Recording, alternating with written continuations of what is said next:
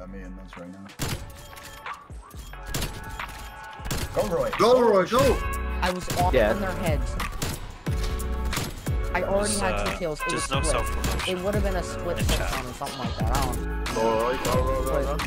Go, baby, go, baby, go, go. Go, baby, go! Got the...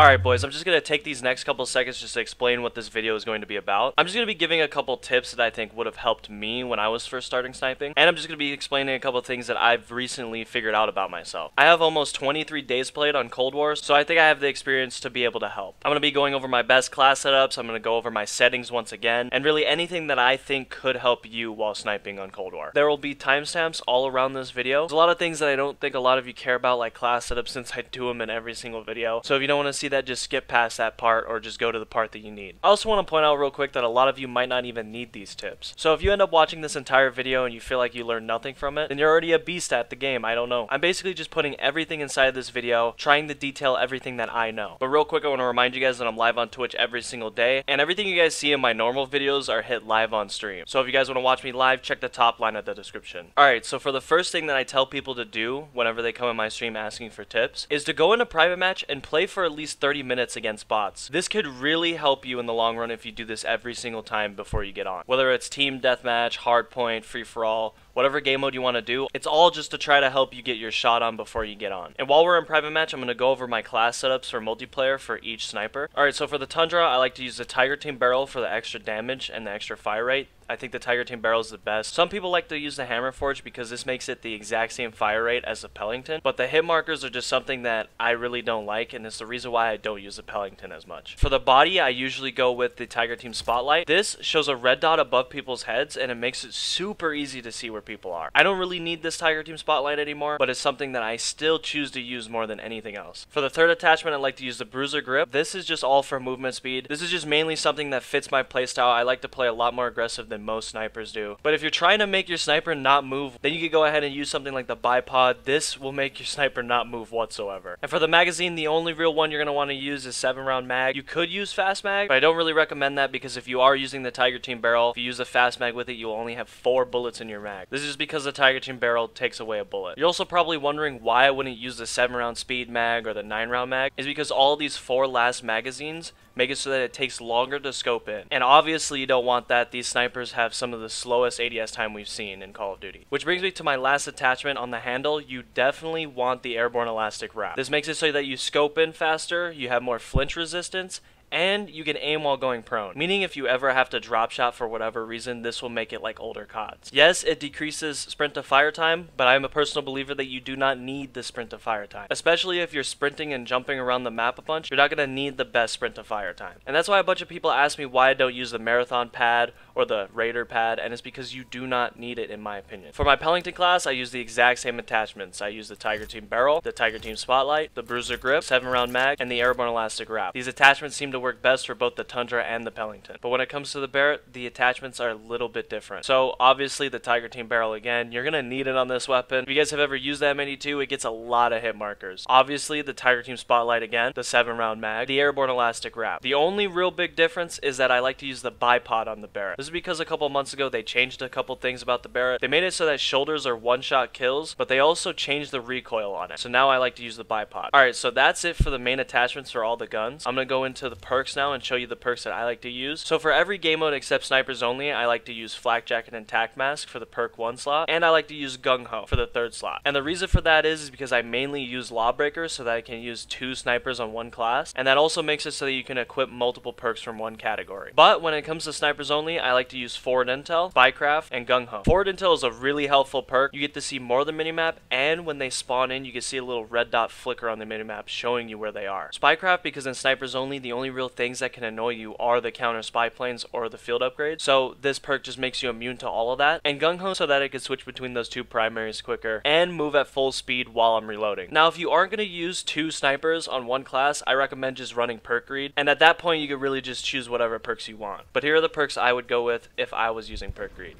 For lethals and tacticals, you use whatever you want, but the field upgrade that I use the most is Field Mic, and this is because when you place it down in a certain spot, whenever someone runs in that area that you place it down in, they will show up on the minimap. It's kind of like a portable radar. Alright, so whenever I do decide to play private match, this is usually what it looks like. 5 bots on my team and 6 enemy bots. The game mode I choose to play is Hardpoint, with unlimited time and a limited score. I also like to put the bots on my team on Recruit, and the bots on the enemy team on Recruit. Remember, you're not playing bots for a challenge, you're just trying to get your shot on before you go online. Alright, so now that we're in private match, I'm just going to go over a couple of the things that I do while I'm in game. So I'm just going to play for a little bit, and then in post I'll go over a couple of the things that I do.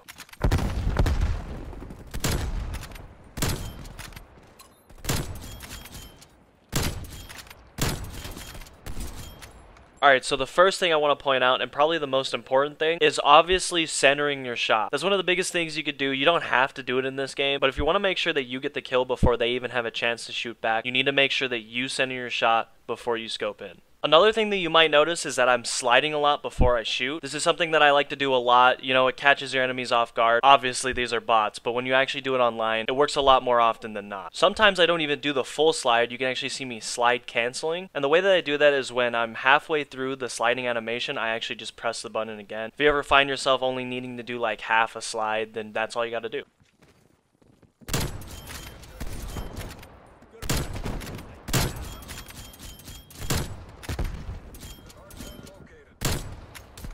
Alright, the part that I want to show off in this clip is where you see me just tapping LT a bunch. I like to call this feathering. I do this in positions where I expect someone to be coming from, and ultimately it makes it so that you aim in quicker. It's like you're getting ready for someone to run out, but you don't actually know they're there. I do this almost all the time, but I'm just going to show off a couple of clips where it shows the most. I don't look bad. Oh, Jesus. Oh, 5 on, finally. Mo too. Mo never talks shit in game chat either. Oh my god! Hey. I'm just like running around shredding. This thermal kind of. Oh. Go. Go. Go. Keep going. Keep going. Go. Go. Go. Alright, I'll be honest, they're not the best examples ever. It would be easier to show if I was showing like a nuclear gameplay, but it's usually always before I get my first kill during a clip. But it's not only that that will help you, you need to know spawns. Now, I could go on every map and show you exactly where every spawn is, but I'm not going to do that. I'm just going to go back to one of the perks that I told you guys to use earlier. If you want to learn spawns quickly, all you have to do is use the Forward Intel perk, which I feel like a lot of people don't know. This perk shows where they are spawning on the minimap if they are out of the minimap range. I'll show a couple clips on screen where they're spawning outside of my minimap range, and you can see where it's flickering to show where they are. I promise you that is not because there's a UAV in the air. That is the perk working. But on maps like Nuketown, it most likely won't work because the whole minimap is showing, because not only does Forward Intel do the whole spawning thing, it also widens the minimap range. And if you don't want to use that perk, you can also just look at where you're spawning. Anywhere that you spawn on the map is also a spot that an enemy could spawn. So just try to remember where spawns are, and you'll always know where you need to be. Where your teammates are on the map also does matter. So if your whole team is mainly on one flag or one side of the map, you can just expect them to spawn on the other side. So for the last thing, I'm just going to go over my settings again, because I think this is one of the biggest things I could show. My sensitivity, the aim assist I decide to use, my FOV, I believe any of these things could help. Alright, so for sensitivity, I like to use 1111. I really use this sense because it's not too high and it's not too low. I feel like it's right in the middle. I believe this is a sensitivity that allows me to be the most accurate. For my low and high zoom, I stick with the default 1. For my button layout, I use tactical so that I can slide with my right stick. This setting allows me to slide without taking my thumb off the analog, meaning I can still aim at people while sliding. For my aim response curve, I just keep it at standard. A lot of people recommend dynamic or even linear, but whenever I would change it to those, it made it feel like I had less aim assist, which a lot of people do like having less aim assist, but for me, since I'm playing on a controller, I might as well get as much aim assist as I possibly can. I do not like vibration, so I disable this. And for my aim assist mode, I like to use precision. Everyone knows that precision aim assist is the best one you could go with. It makes it so that if you do decide to drag scope scope, it's just super easy to tell when you need to shoot. And for all of these settings, I don't believe any of you guys care. But for the dead zone, I like to keep my minimum threshold for both sticks at 5, and obviously the max is 99. My controller does have some pretty bad stick drift, but personally I think it's better to just keep your dead zone lower, just so that the controller can pick up every little movement that you make. But if you do have some pretty bad stick drift, I think the max you should go to is 20. Auto sprint disabled, all these settings I think no one really cares about. For my field of view, I like to play on 99. You might be wondering, why am I playing on 99 when I could just go to 100? Well, I used to play on 100 FOV, but then one of my viewers, C's, told me that Sprat actually plays on 99 FOV, and I just switched to that. And honestly, it really did feel better. I don't know if there's any real reason behind it, but now I just play on 99 FOV. I don't know. For the ADS field of view, I like to stay on independent. My brightness is on 40. For the rest of these graphic settings, I'm just going to scroll through, no commentary over them. So if you want to see the settings that I use, just pause the video at whatever point.